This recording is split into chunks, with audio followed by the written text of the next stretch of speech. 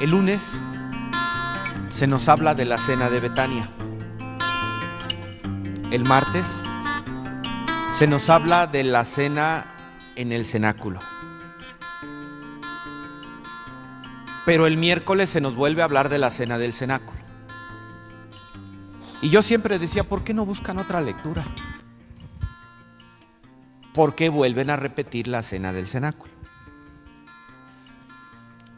¿Qué pasó en Betania? Se acogió la humanidad de Jesús a través de Lázaro, Marta y María, que virtió sobre los pies de Jesús un perfume muy caro. Betania nos dice cómo debemos acoger la humanidad de Jesús.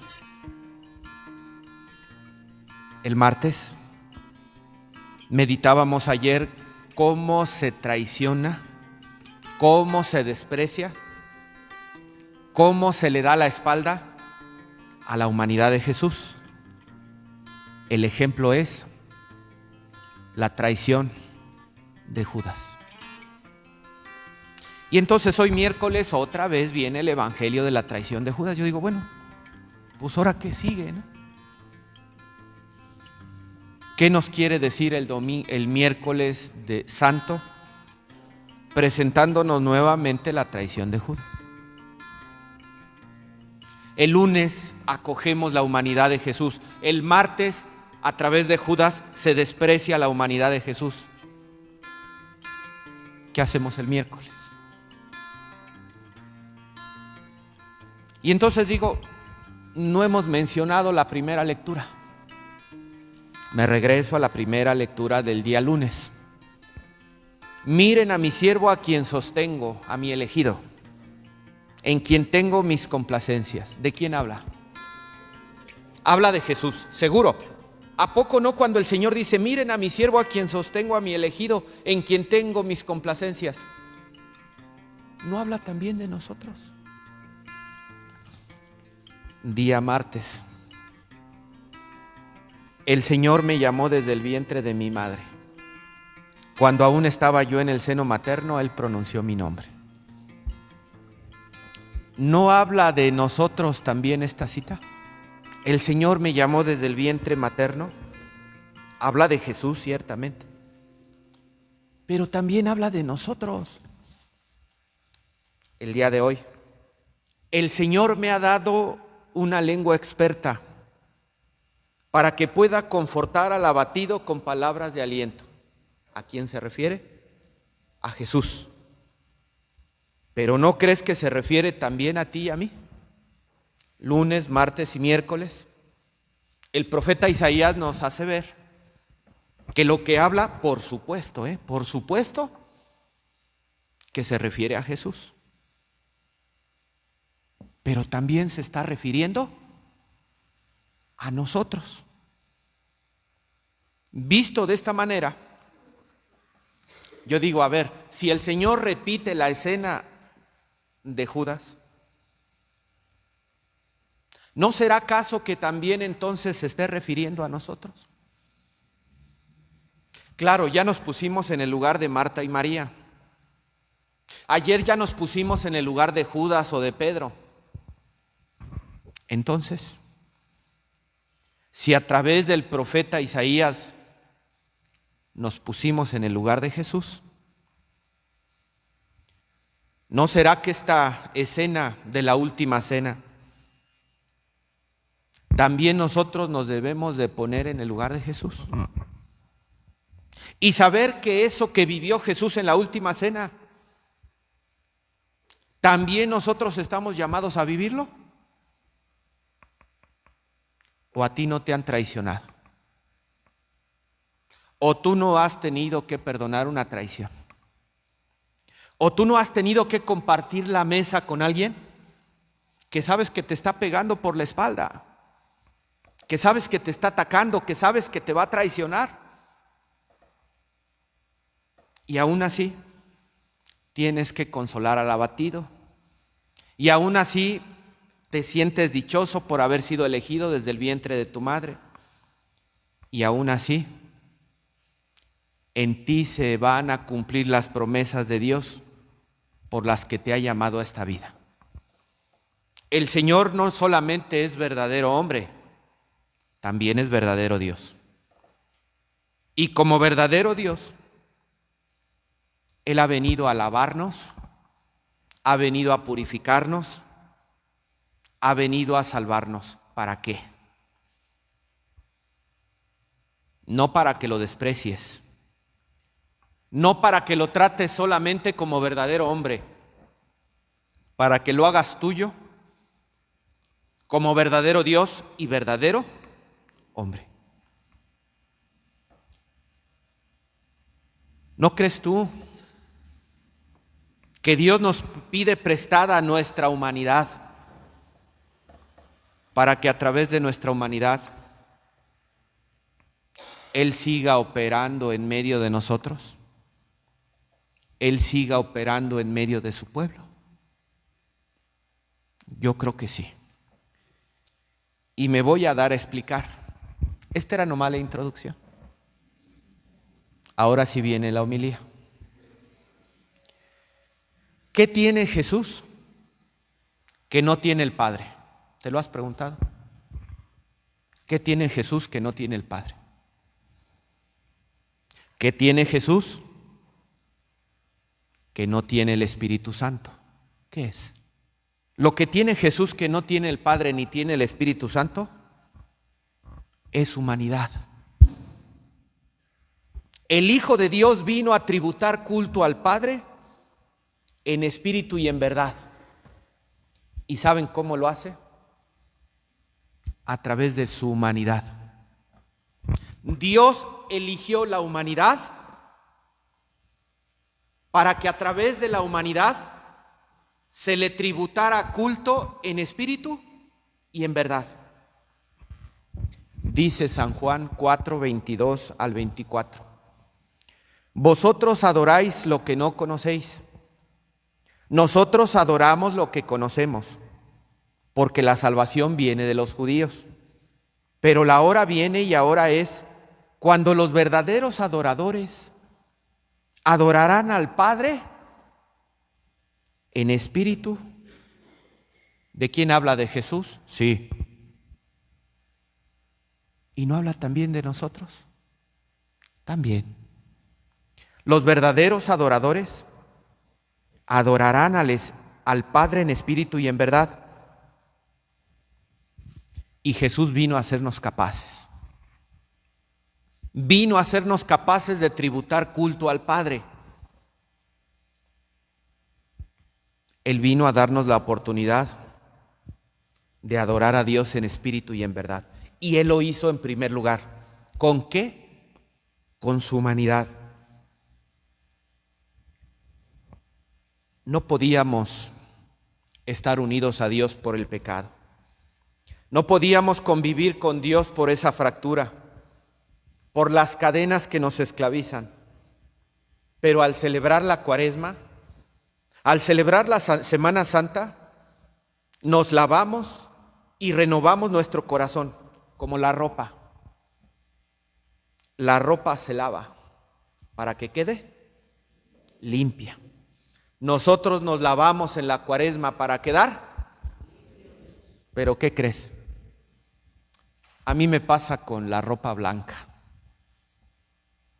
Si lavas la ropa y la guardas en un cajón por mucho tiempo, ¿cómo se pone la ropa blanca?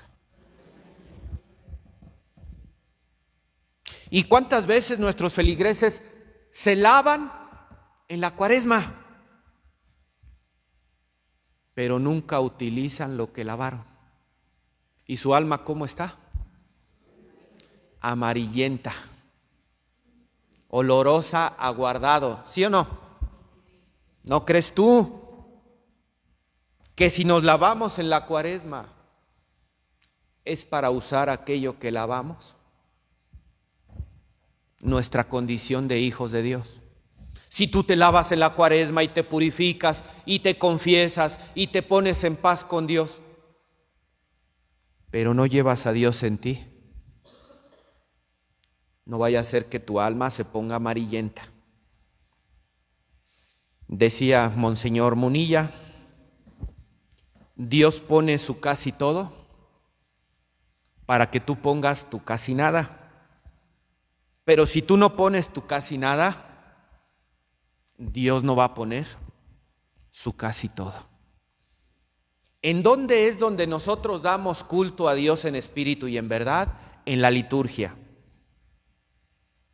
Porque la liturgia es la prolongación de la obra de Cristo a través de la consumación del misterio pascual. Es en la liturgia donde nosotros nos purificamos, nos lavamos. Es en la liturgia donde nosotros adoramos a Dios en espíritu y en verdad. Es en la liturgia donde somos enviados para llevar a otros la presencia de Dios que hay en nuestro interior. Pregunta seria: ¿dónde debemos de vivir la Semana Santa? ¿En la playa? ¿En la fiesta? ¿En tu habitación? Es que yo le hablo bien bonito a Dios en mi casa. Y en mi casa tengo unos altares más bonitos que en la iglesia. Pero ¿en dónde se celebran los misterios de Dios? En la liturgia. ¿Y la liturgia dónde se lleva a cabo? En la iglesia. Es en la liturgia donde nosotros nos disponemos a vivir ya a partir de mañana por la tarde la pasión, la muerte y la resurrección de nuestro Señor. No, padre, yo no fui a la iglesia, pero vi la película de la Pasión de Cristo. Pues qué bueno que hayas visto la película de la Pasión de Cristo, pero eso no te lleva a vivir en carne propia lo que nuestro Señor vivió. Solamente lo hacemos a través de la liturgia.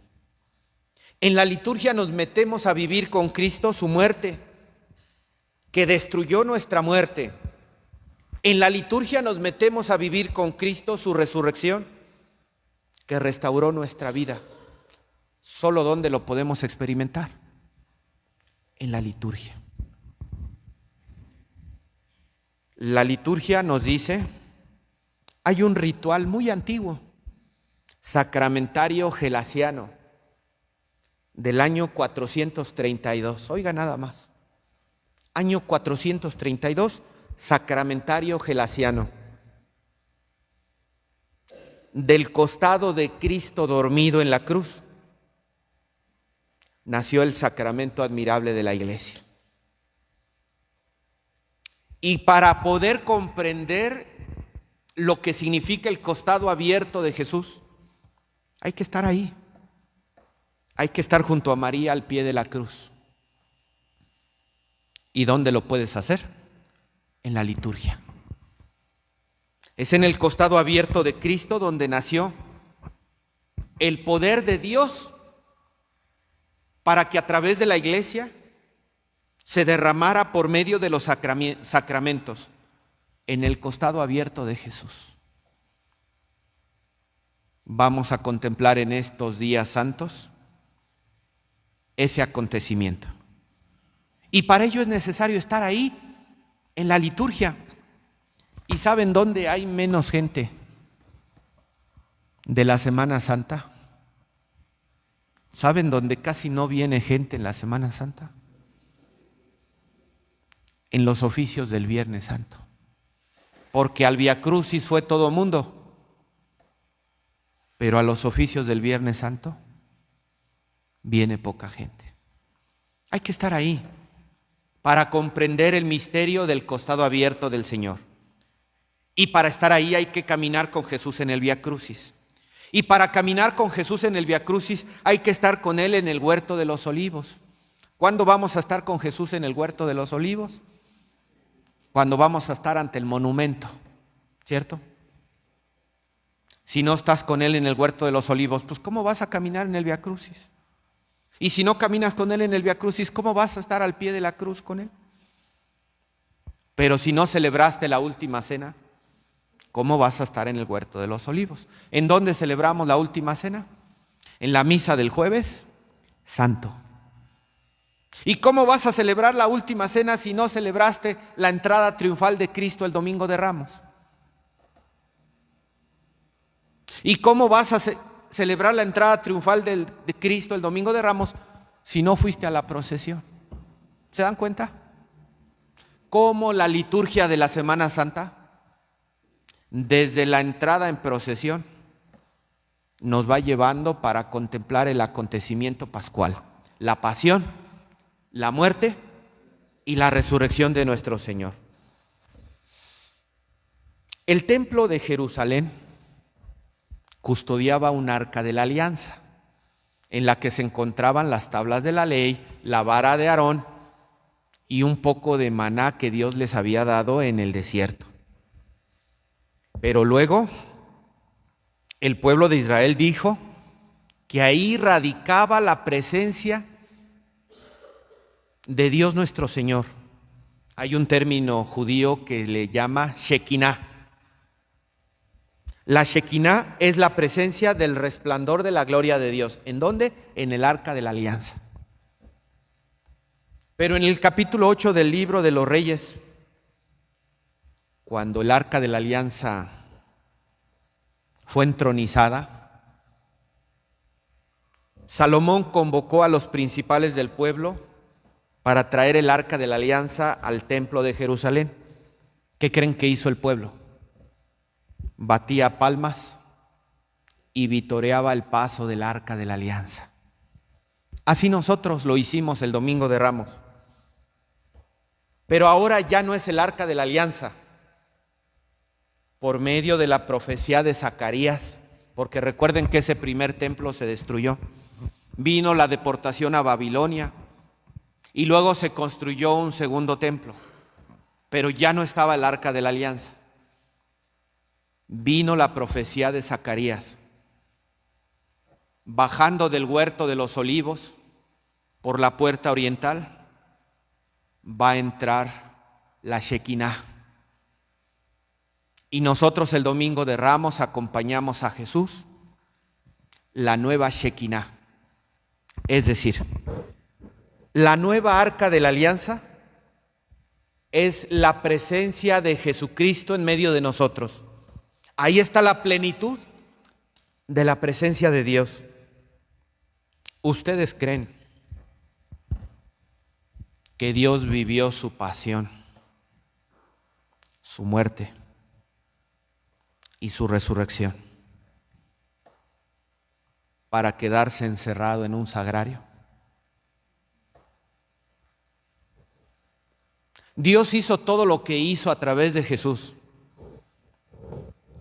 para terminar en un sagrario abandonado. No, Dios no vino a quedar encerrado en un sagrario como lo hacía el pueblo judío con el arca de la alianza en la Shekinah.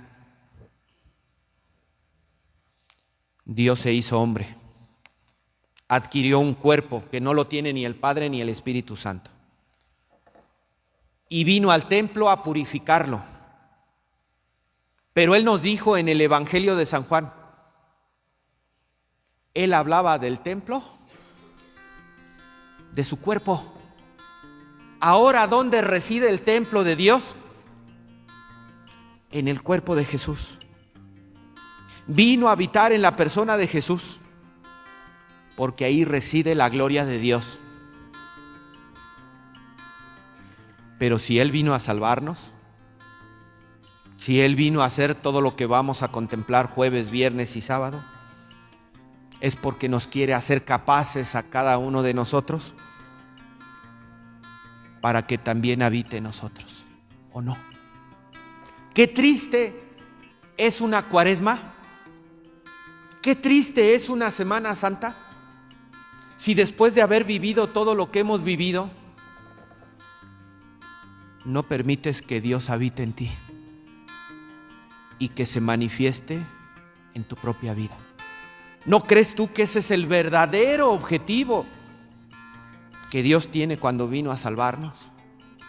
Cuando vino a hacer todo lo que hizo por nosotros. Primera de Corintios 6:19. ¿O no sabéis que vuestro cuerpo es el templo del Espíritu Santo, que está en vosotros, el cual tenéis de Dios y que no sois vuestros? Pues yo creo, queridos hermanos, que esto es lo que nos debe de enseñar el miércoles santo. Lo que vamos a vivir el jueves, el viernes y el sábado es para que nosotros digamos el domingo: Jesús resucitó y ahora habita en mi corazón. Ahora habita en mí y yo lo recibo cada que comulgo, pero no lo dejo guardado en el sagrario. Lo llevo conmigo porque Dios, por medio de Jesús, me ha dado la potestad de ser templo de Dios y morada del Espíritu Santo. Ahí, queridos hermanos, ahí es donde Dios quiere habitar, porque el que no renazca de nuevo del agua y del Espíritu no puede ver el reino de Dios. Preparémonos para renovar nuestro bautismo, nuestra condición, nuestra más alta dignidad de hijos de Dios, y seamos capaces de ser ese templo de Dios donde Él quiere habitar. Así sea. Así sea.